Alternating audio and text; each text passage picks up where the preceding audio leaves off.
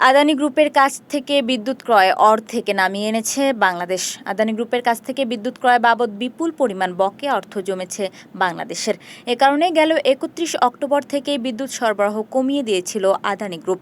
ধারণা করা হচ্ছে বকেয়া অর্থের বোঝা আরও না বাড়ানোর জন্যই বিদ্যুৎ ক্রয় অর্ধেকে নামিয়ে আনার পদক্ষেপ নিয়েছে বাংলাদেশের অন্তর্বর্তী সরকার।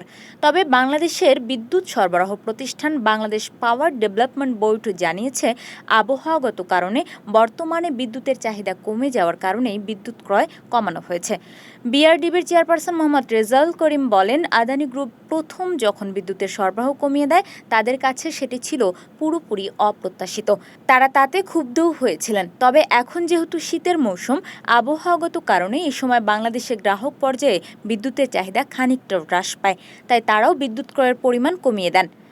বাংলাদেশের সাবেক প্রধানমন্ত্রী শেখ হাসিনার নেতৃত্বাধীন সরকারের আমলে ২০১৭ সালে আদানি গ্রুপের সঙ্গে বিদ্যুৎ ক্রয় বিষয়ক চুক্তি করেছিল বাংলাদেশ। ২৫ বছর মেয়াদী সেই চুক্তির শর্ত মেনে ঝাড়খণ্ডের গোড্ডায় ৮০০ মেগাওয়াট বিদ্যুৎ উৎপাদনে সক্ষম একটি তাপভিত্তিক বিদ্যুৎ কেন্দ্র নির্মাণ করে আদানি গ্রুপ। শুধু বাংলাদেশে বিদ্যুৎ সরবরাহ করার জন্য এই কেন্দ্রটি নির্মাণ করা হয়।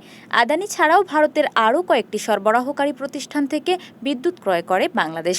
সেসব প্রতিষ্ঠানের কাছ থেকে প্রতি ইউনিট বিদ্যুৎ ৯.৫৭ টাকা দরে কেনা হয়। অন্যদিকে আদানি গ্রুপের কাছ থেকে যে বিদ্যুৎ ক্রয় করা হয় তার প্রতি ইউনিটের মূল্য ১৪.৮৭ টাকা। আদানি গ্রুপের কাছে থেকে ক্রয়কৃত বিদ্যুৎ আবার বাংলাদেশে ৮.৯৫ টাকায় বিক্রি করে বাংলাদেশ। এভাবে প্রতি বছর বিদ্যুৎ খাতে ভর্তুকি বাবদ বাংলাদেশের সরকারকে ব্যয় করতে হয় ৩,২০০ কোটি টাকা।